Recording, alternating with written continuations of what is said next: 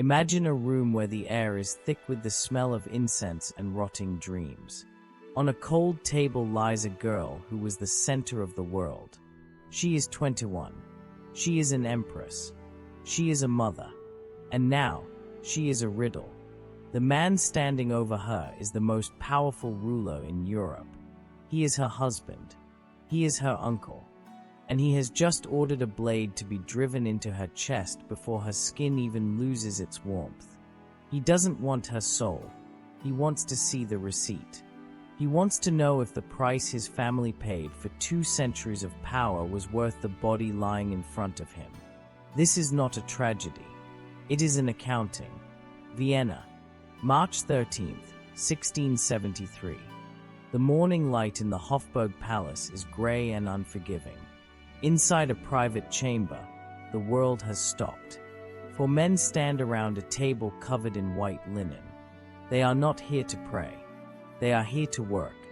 On the table lies Margaret Theresa of Spain. She has been dead for less than 12 hours. In the room next door, her husband waits. He is Leopold I, the Holy Roman Emperor. He is a man of deep faith. Yet he has authorized something that feels like a desecration. He has ordered his physicians to open her. He needs to see the truth that the skin hides. To understand why, you have to understand the math of the Habsburgs. Margaret Theresa was born into a world where a family tree did not grow outward. It grew inward. It twisted around itself like a vine trying to choke its own roots. For 200 years, the Habsburgs had a secret. They believed their blood was a liquid gold, too precious to be mixed with the common world. They did not marry for love. They did not even marry for political alliances with outsiders. They married each other. The girl on the table was the result of that math. She was a daughter of Spain. She was a niece of Austria. She was a wife. And she was a biological debt that had finally come due. Margaret Theresa had been pregnant 7 times in 6 years. At 21, her body was not a temple. It was a factory that had been pushed to the point of collapse. The fever that killed her was not the beginning. It was the finish line. 8 days of burning. 8 days of the emperor holding her hand, praying to a god that had been watching this family experiment for generations. But as the lead physician picks up the blade, he isn't looking for a virus. He is looking for the air. The one thing that would justify the 6 years of bleeding, the miscarriages, and the tiny coffins already filling the imperial crypt. The emperor needed to know, had she succeeded, or was the bloodline finally running dry? Before the first cut is made, we have to look at the nursery she came from. Because Margaret wasn't the only one born with a bill in her hand. Somewhere in Madrid, her little brother Charles was still alive. And Charles was the proof that when you marry your own blood, the blood eventually stops flowing. It becomes a trap. Question: what did the emperor truly seek inside the body? A stolen jewel. B, a hidden heir. C, a secret letter. D, a poisonous lung. Stay with us till the end for valuable insights. Like, subscribe, and share to support the channel. While the blade waited in Vienna, the shadow of the dynasty lived in Madrid. To understand the girl on the table, you must look at the brother she left behind. His name was Charles II, but history remembers him by a different name. El Hechizado, the Bewitched. In the 17th century, the Habsburgs were the masters of the world. They ruled Spain, the Americas, the Netherlands, and huge parts of Italy. They had all the gold in the world, but they could not buy a healthy child. When Charles was born, the bells of Madrid rang for days. He was a miracle. He was the only surviving male heir. But as the years passed, the miracle began to look like a curse. Most children speak their first words by age 1. Charles was 4. Most children walk by age 2. Charles was 8. His jaw was so large and his lower lip so heavy that he could not chew his own food. He drooled constantly. His tongue was a muscle too big for the cage of his mouth. The court physicians didn't talk about genetics. They didn't have the words for DNA or recessive traits. Instead, they whispered about sorcery. They wondered if someone had placed a hex on the king's womb. They performed exorcisms on a child who simply needed a different set of grandparents. But the truth was written in the family portraits. The Habsburg lip wasn't a mark of royalty. It was a physical receipt of inbreeding. Charles was the extreme version of what happened when a family tree stopped branching and started circling. Scientists today have calculated that Charles was more inbred than the child of a brother and sister. He was a biological dead end. Margaret Theresa was his sister. She was his mirror. While Charles broke loudly, his body failing in ways everyone could see, Margaret was the success story. She could walk. She could speak. She could sit for the famous painter Velázquez and look like a golden angel in a silver dress. The court looked at her and breathed a sigh of relief. She was the backup plan. If Charles died childless, which seemed certain, the entire Spanish Empire would pass through Margaret's womb. She wasn't just a princess. She was a bridge that the Habsburgs were going to walk across, regardless of whether she was strong enough to hold their weight. By the time she was 5, her life was already a contract. Across Europe, in Vienna, her uncle Leopold was looking at her portraits. He wasn't looking for a wife to love, he was looking for a guarantee. He was looking at a 5-year-old girl and calculating how many sons she could carry before she broke. The tragedy of Margaret Theresa wasn't that she was unloved. It was that she was usable. And in the world of the Habsburgs, being usable was a death sentence. Question: what was the secret name given to Charles II? A. The Golden King. B. The Silent One. C. The Bewitched. D. The Iron Heir. In 1656, a man named Diego Velázquez stood in a sun-drenched room in Madrid. He was the court painter, the man tasked with turning flesh and bone into immortality. In front of him stood a 5-year-old girl. She was wearing a dress of stiff silver silk, her blonde hair arranged with precision, her face a mask of royal calm. This painting would become known as Las Meninas. It is a masterpiece, but if you look closer, it is a crime scene. At the center of the canvas, Margaret Theresa is bathed in a light so bright it feels divine. She is surrounded by servants, dwarfs, and a giant dog. She looks like a doll, and that is exactly what she was. Behind her, in a dark mirror, are the reflections of her parents, King Philip IV and Queen Mariana. They are watching her. They are always watching her.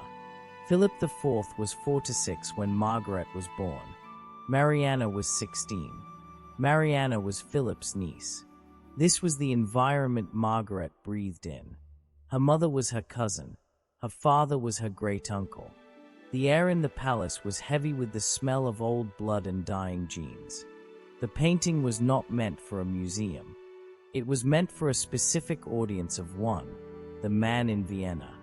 As Margaret grew, her father sent portrait after portrait across the continent. One year she is 5, then 7, then 10. These were not gifts of affection. They were progress reports. They were proof to the Holy Roman Emperor that his investment was maturing. Leopold I, the man in Vienna, would unwrap these crates and stare at the girl who was his niece, his cousin, and his future bride. He was looking for signs of the lip. He was looking for the strength in her jaw. He was looking for a sign that she would not break like her brother's head. Of the 5 children born to Margaret's parents, only 2 survived. The others, Philip Prospero, Ferdinand Thomas, fell like autumn leaves. One died at 4. One died before his first birthday. The palace was a place of perpetual mourning, filled with the sound of small coffins being carried to the crypt. Margaret watched this. She watched her mother cry. She watched her father's face grow longer and more desperate. She understood, even as a child, that her only value was her survival. She had to stay alive because the boys would not. In 1663, the announcement was made. The contract was ready. Margaret was 12. Her groom was 23. She was told she would be leaving the only home she had ever known to marry a man she had only seen in paintings, a man who shared her blood. She did not cry. A Habsburg princess is taught that her body belongs to the state before it belongs to her. She put on her silver dress, she looked into the future, and she waited for the ship to take her to the table in Vienna. Question: what was the true purpose of Margaret's portraits? A. To sell art. B. To find friends. C. A progress report. D. To scare enemies. In April 1666, the wind was cold, but the preparations were burning. Margaret Theresa was 15 years old. She stood on the threshold of a new life, having just kneeled beside the deathbed of her father. His final command was simple: marry your uncle. Save the dynasty. She left Madrid with a retinue of Spanish ladies, priests, and servants. She carried the smells of Spain with her: the saffron, the incense, the heavy wools. She was traveling to Vienna, a city that spoke a language she didn't know and followed customs she didn't like. The journey took months. It was a slow crawl across Europe. Every night, she slept in a different bed. Every morning, she woke up further from the girl in the silver dress and closer to the empress on the table. When she finally arrived in Vienna, the bells of the city didn't just ring, they screamed. This was the most important wedding of the century. Leopold I met her with the fanfare of a conquering hero. He was 26, a man of music and deep religious devotion. When he looked at Margaret, he didn't see a stranger. He saw a mirror. They were married on December 12, 1666. But the honeymoon was a facade. The Viennese court was a shark tank. To the Austrians, Margaret was an outsider. She refused to learn German. She refused to eat Austrian food. She surrounded herself with her Spanish retinue, creating a little Madrid inside the walls of the Hofburg palace. The courtiers whispered. They called her arrogant. They called her cold. They hated that she looked down on their traditions. Some of them began to pray for her downfall before she had even settled into her throne. But Leopold was different. Against all the clinical math of their marriage, he actually loved her. He called her Gretel. They shared a passion for music and theater. In his private diaries, he didn't write about an asset, he wrote about a soulmate. However, the Habsburg machine didn't care about love. It cared about output. The moment the wedding candles were extinguished, the pressure began. The dynasty was hungry. The Spanish throne was trembling under the weight of her sick brother, Charles. Vienna needed an heir who could bridge the two empires. Margaret was 16 when she first felt the weight of that expectation. Within 10 months of the wedding, she was in labor. This was the start of the quiet break. Her body was young, but her blood was old. She was expected to produce miracles while her own chemistry was working against her. She was a teenager being asked to endure the physical toll of a grown woman over and over again, without a moment to breathe. The first son was born in 1667, Ferdinand Wenzel. The empire celebrated. The pressure eased for a moment, but the celebration lasted only months. When the baby died, the court didn't offer Margaret time to grieve. They offered her a reminder of her duty. The machine was ready for the next round. And Margaret, the delicate girl from the painting, realized that her husband's love wouldn't protect her from her husband's doctors. Question: why did the Viennese court dislike the new empress? A. She was poor. B. She remained Spanish.